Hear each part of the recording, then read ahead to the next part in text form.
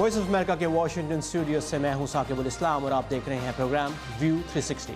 आज के शो में पाकिस्तान के वज़ीर दाखिला पर कातलाना हमला पाकिस्तान की सियासी और सिक्योरिटी सूरत हाल के बारे में क्या बताता है, और अमेरिका में वस्त मुद्दत इंतखाबात में सदर ट्रंप मईशत के साथ साथ शुमाली कोरिया से मुज़ाकरात को भी अपनी एक बड़ी कामयाबी के तौर पर पेश कर रहे हैं। प्रोग्राम में और भी बहुत कुछ शामिल है, देखते हैं उसकी एक झलक। अमेरिका और मेक्सिको की सरहद पर नेशनल गार्ड्स की तैनाती पनाह के मुतलाशी अफराद के लिए क्या मानी रखती है। कराची में शोर की आलूदगी से नफ्सियाती बीमारियों में इजाफा, वो एक दफा आपका बॉन्ड बन जाता है दरख्त के साथ। और मुलाकात एक आर्टिस्ट से जो दरख्तों से बातें करना सिखाती हैं।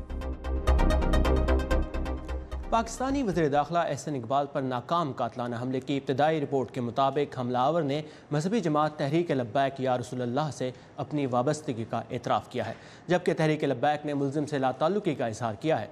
मुल्ज़िम ने अपने इब्तदाई बयान में पुलिस को बताया है कि उसने इंतखाबी उम्मीदवारों के कागजात नामजदगी में ख़त्म नबूवत से मुतल्लिक शिकें ख़त्म करने के रद्दअमल में वफाकी वज़ीर को निशाना बनाया।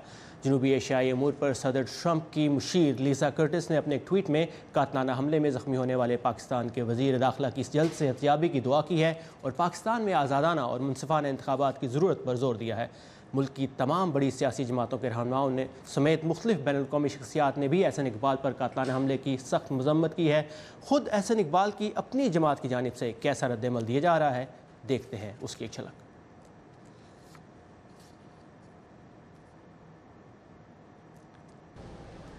कुरान पाक का गलत तशरीह करके लोगों को जज्बाती करके वोट लेने के लिए ये खेल खेला गया।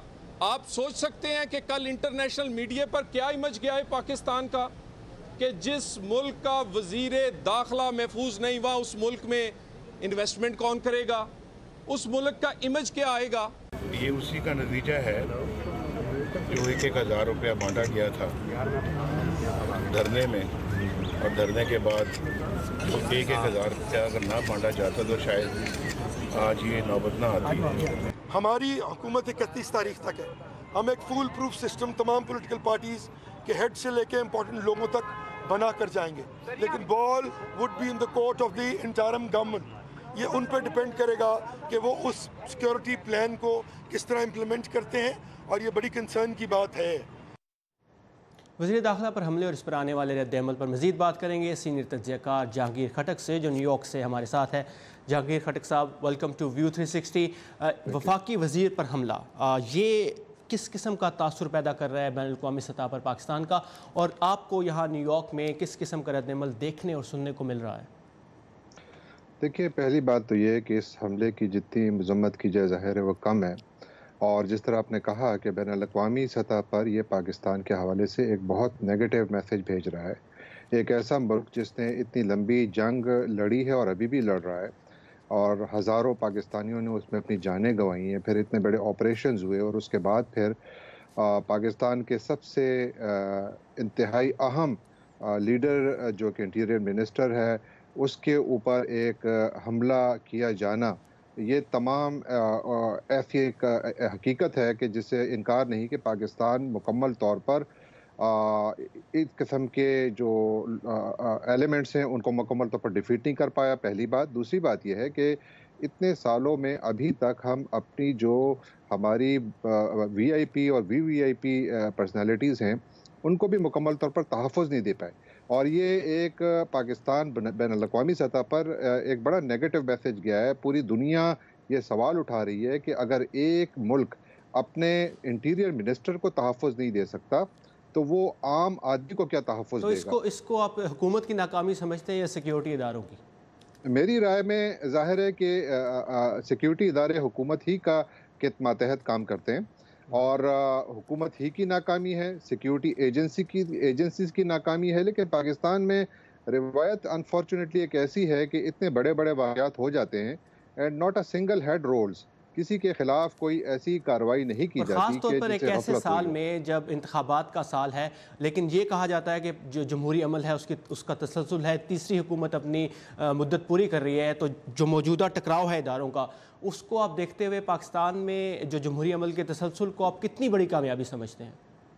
دیکھیے ڈیفینیٹلی یہ ایک بہت بڑا مائل سٹون بھی ہے کہ اگر پاکستان میں ایک اور حکومت اپنی مدت باقاعدہ پوری کر جاتی ہے باوجود اس کے کہ اس کا پرائم منسٹر پہلے چلا گیا، لیکن یہ ہے کہ اوور آل جس قسم کی پاکستان کی سوسائٹی میں ریڈیکلائزیشن کا ایلیمنٹ سامنے آیا ہے وہ بہت خطرناک ہے، کیونکہ آپ کس کو روکیں گے اگر آپ کی سوسائٹی میں ریڈیکلز کا اتنا زیادہ اثر بڑھ جائے کہ وہ ہر جگہ پر آپ کو نظر آئیں اور آپ کہیں پر بھی جا کر اپنے آپ کو محفوظ نہیں سمجھتے ہیں۔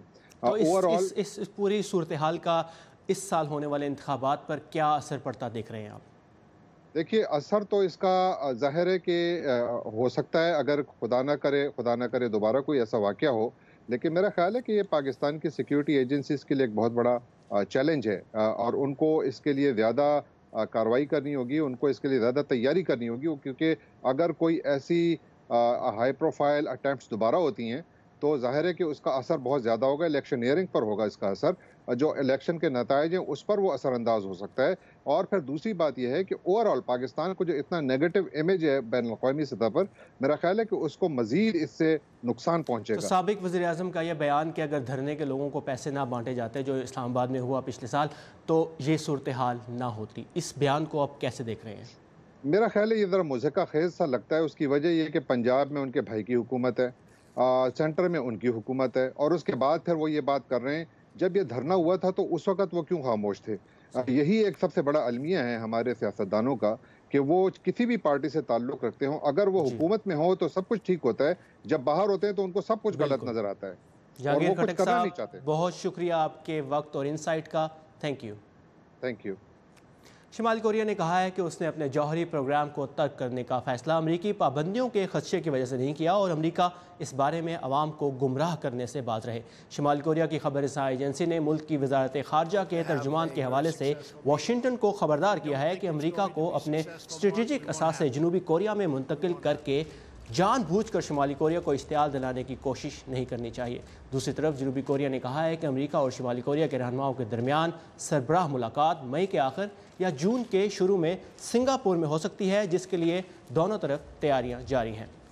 شمالی کوریا سے مذاکرات کے علاوہ امریکہ میں روزگار کے بڑھتے ہوئے مواقعوں اور معیشت کی بہتری کو بھی صدر ٹرمپ وسط مدتی انتخابات سے پہلے اپنی اچھی کارکردگی کے طور پر پیش کر رہے ہیں۔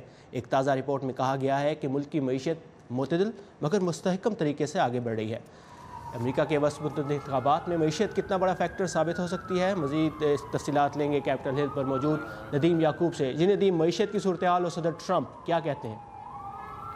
جی، جیسا کہ آپ نے کہا وسط مدتی انتخابات نومبر میں ہیں اور دونوں پارٹیوں نے ان انتخابات کی تیاری شروع کر دی ہے۔ ان انتخابات میں جو کانگریس کا ایوان نمائندگان ہے اس کے تمام سیٹوں 435 جو ہیں اور سینٹ کی 34 سے 35 سیٹوں پر نشستوں پر انتخابات ہونے ہیں۔ صدر ٹرمپ جو معیشت کی مضبوطی ہے اس کو اپنی کامیابی کے طور پر پیش کر رہے ہیں، مگر یہاں پر تجزیہ کار 3-4 چیزیں ہیں جن کی طرف اشارہ کرتے ہیں جو کہ ریپبلکن پارٹی کو متاثر کر سکتی ہیں۔ سب سے پہلے جو صدارتی انتخابات تھے گزشتہ ان میں جو روس کے ساتھ ساز باز کا معاملہ اس کی تحقیقات ہیں۔ دوسرا، صدر ٹرمپ کے ذاتی معاملات کے بارے میں آئے روز سرخیاں لگتی ہیں۔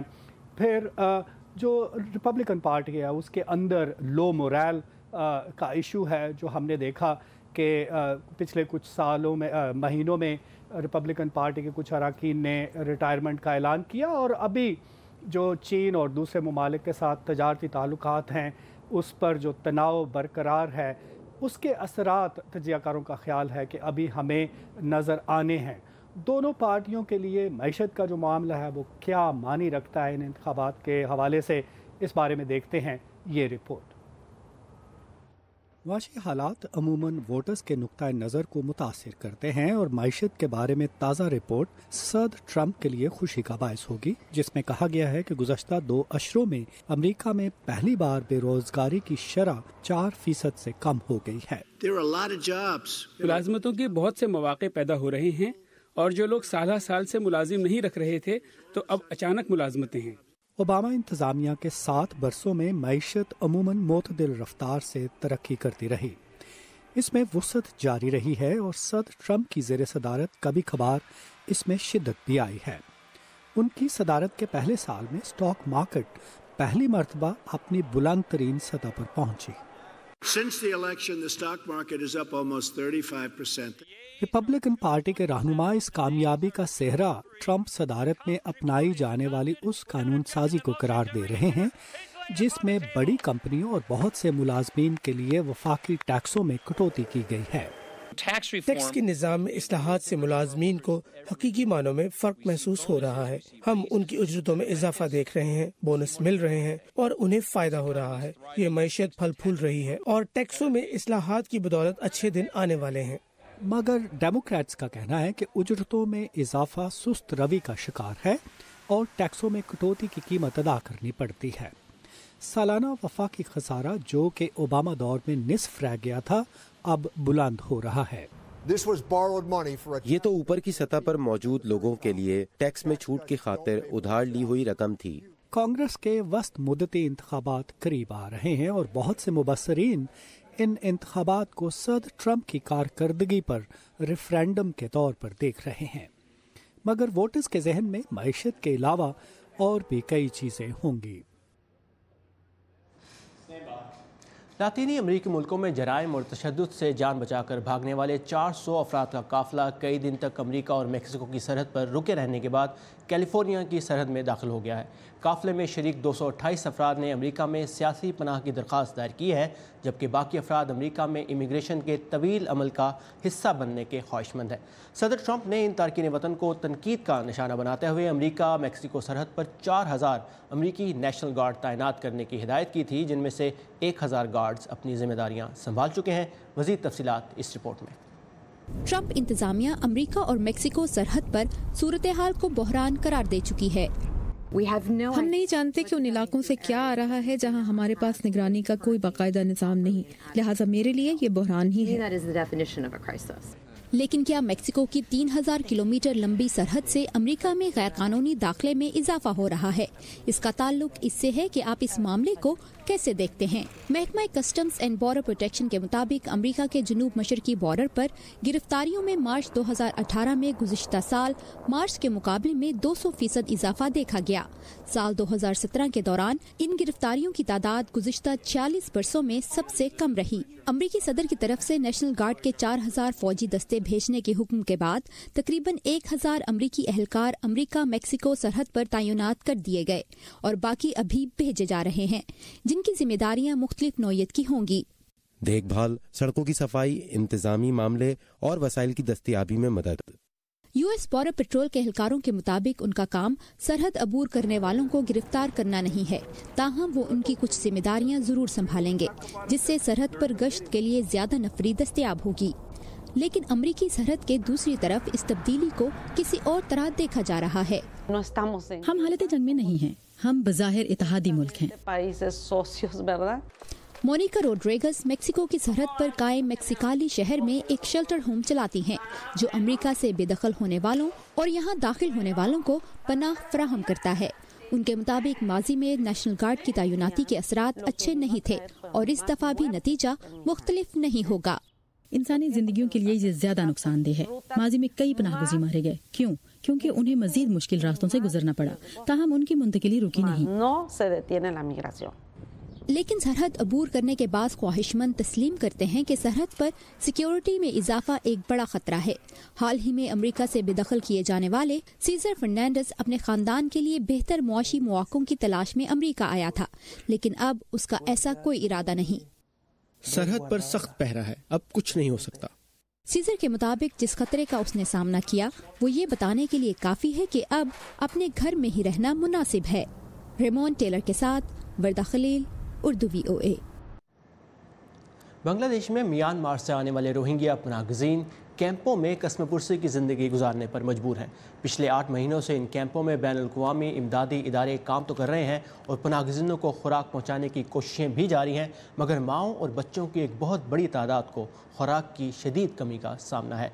बांग्लादेश के कॉकस बाज़ार डिस्ट्रिक्ट से देखते हैं वॉइस ऑफ अमेरिका के नुमाइंदे जेसन पैटिंगटन की ये रिपोर्ट।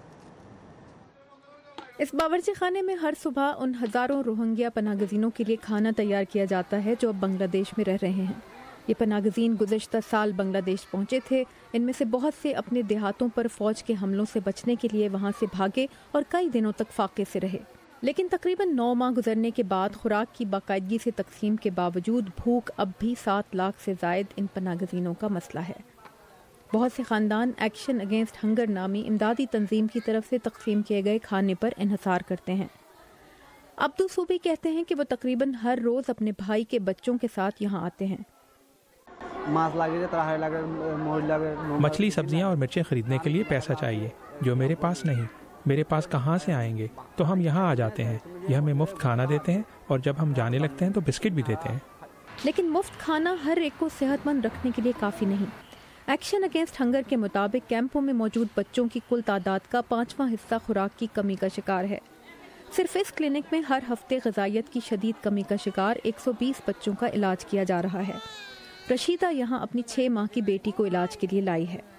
کلینک کے عملے نے بچے کے بازو کی پیمائش کی تو معلوم ہوا کہ وہ غذائیت کی شدید کمی کا شکار ہے. اسے صرف 2 ماہ تک ماں کا دودھ مل سکا. مناسب خوراک نہ ملنے کی وجہ سے اب ایسا ممکن نہیں. میرا گزارا صرف خیرات میں ملی خوراک پر ہے. رشیدہ کے بچے کو اس وقت تک ہر روز اضافی خوراک کی ضرورت ہوگی جب تک رشیدہ خود اسے دودھ پلانے کے قابل نہیں ہو جاتی. رشیدہ کہتی ہے کہ اسے کوئی روزگار مل جائے تو وہ اپنے بچوں کی بہتر دیکھ بھال کر سکے گی. لیکن بنگلہ دیش کی حکومت روہنگیا پناہگزینوں کو کام کرنے کی اجازت نہیں دے رہی اور میانمار جہاں ان کے خاندان کو خوراک کی کمی نہیں تھی واپسی کا کوئی راستہ نہیں ہے. میں واپس نہیں جا رہی کیونکہ ہم واپس گئے تو وہ ہمیں پھر پریشان کریں گے. ہمیں پہلے اپنے حقوق حاصل کرنے ہیں. ہم یہاں بنگلہ دیش میں انصاف کے لیے آئے ہیں. ماضی کے تشدد نے ان بچوں کی صحت کو ایک اور طرح بھی متاثر کیا ہے. وہ مائیں جو گزشتہ سال کے حملوں کی وجہ سے ذہنی صدمے کا شکار ہوئیں اپنے بچوں کی مناسب دیکھ بھال کرنے سے قاصر ہیں. وہ نفسیاتی طور پر ٹھیک نہیں. وہ صدمے کا شکار ہیں. انہوں نے اپنے گھروں، اپنے ملک اور رشتہ داروں کو کھو دیا ہے. نفسیاتی طور پر متاثر ہونے کی وجہ سے وہ اپنے بچوں کی اچھی دیکھ بھال نہیں کر سکتی. اپنے بچوں کا پیٹ بھرنے کے لیے روہنگیا ماؤں کو خوراک کی امداد سے کچھ آگے بڑھ کر مہیا کرنے کی ضرورت ہے. امریکی ریاست ہوائی کے ایک جزیرے میں ایک آتش فشاں پہاڑ سے نکلنے والے لاوے سے 1700 افراد بے گھر ہو گئے ہیں. حکام کا کہنا ہے کہ وہ کب اپنے گھروں کو واپس جا سکیں گے یہ ابھی نہیں کہا جا سکتا. ہوائی کی والکینو آبزرویٹری کے مطابق آتش فشاں سے 8 مقامات پر لاوا نکل رہا ہے. ماہرین کا کہنا ہے کہ آتش فشاں سے کئی اور مقامات پر بھی لاوا پھوٹ سکتا ہے مگر ایسا کس مقام پر ہوگا یہ کہنا مشکل ہے. اور آج کے دور میں آلودگی دنیا کے اکثر ملکوں کے لیے اہم مسئلہ بن چکی ہے مگر آلودگی کی ایک قسم ایسی بھی ہے جس سے ہم بے خبر ہیں. وہ ہے شور کی آلودگی جس کی وجہ سے انسان نفسیاتی اور دیگر بیماریوں کا شکار ہو رہا ہے. کراچی جیسے بڑے شہر میں اس آلودگی میں تیزی سے اضافہ ہو رہا ہے. مزید اس رپورٹ میں.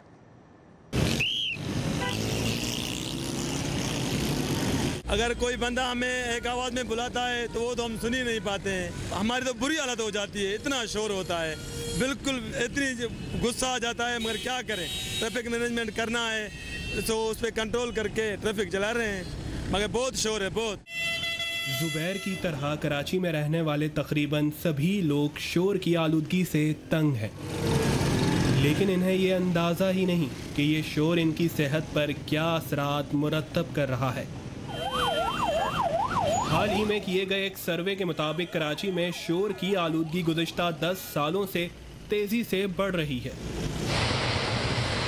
ماہرین کے مطابق 85 ڈیسیبلز تک شور انسان کی سماعت کے لیے نقصان دہ نہیں ہوتا مگر کراچی کے 70% سے زائد علاقوں میں شور کا لیول 100 ڈیسیبلز سے زائد ریکارڈ کیا گیا ہے. جو مین پرابلم ہوتا ہے ایک تو سماعت خراب ہو جاتی ہے. اس کے علاوہ لوگوں میں چڑچڑا پن ہوتا ہے. لوگوں میں بلڈ پریشر کی شکایت ہو سکتی ہے. لوگوں میں شوگر کی شکایت ہو سکتی ہے. لوگوں کو یہاں تک کہ جب بلڈ پریشر ہو جائے تو ہارٹ اٹیک بھی ہو سکتا ہے جس کا کاز صرف اور صرف شور ہوگا. ماہرین کے مطابق ناقابل برداشت آوازیں انسان کی ذہنی صلاحیتوں کو بھی متاثر کرنے کا سبب بن رہی ہیں. شور کی سب سے بڑی وجہ بے ہنگم ٹریفک ہے. تاہم اب لوڈ شیڈنگ کی وجہ سے جگہ جگہ رکھے گئے جنریٹرز بھی شور کی آلودگی میں اضافے کا سبب بن رہے ہیں. یہ جو شور ہوتا ہے اتنا کیا کہتے ہیں بہت بائکوں کا ہارنس کا اپنا بڑے بڑے ٹرکس کا ہارنس کا اتنے زیادہ جنریٹرس وغیرہ یہ اپنے لوگوں کا اپنے بہت کانوں میں درد کرتا ہے. گھر پہ جاتے ہیں نا تو بہت اپنا ایسا لگتا ہے یہ وہ پتہ نہیں کیا آواز گونج رہی ہے کانوں میں آواز سن سا محسوس ہوتا ہے کانوں کو اور کوئی بول رہا ہے تو اس کی آواز تھوڑا کم آ رہی ہے. گاڑی پہ اگر ہارن بجانا ہی ہے کسی کو دینے کے لیے ہلکی سی نوائز دے دیں تاکہ وہ اگلا محتاط ہو جائے. یہاں تو ہارن کے اوپر ہاتھ رکھ کے بندے سو جاتے ہیں اور اگلے مطلب اس کا یہ ہے کہ اس کا کوئی احساس نہیں. پاکستان میں شور کی آلودگی کم کرنے کے لیے کوئی قوانین موجود نہیں. تاہم ماہرین کہتے ہیں کہ اس مسئلے پر قابو پانے کے لیے لوگوں میں شعور بھی بیدار کرنا ہوگا.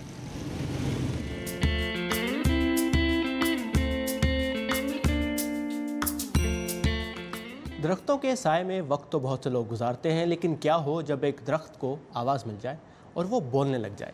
پاکستان میں لاہور کے ایک آرٹسٹ نے رنگوں کے بجائے آوازوں کے آرٹ کا ایک نمونہ تیار کیا ہے. وہ کیا ہے دیکھتے ہیں لاہور سے اس رپورٹ میں.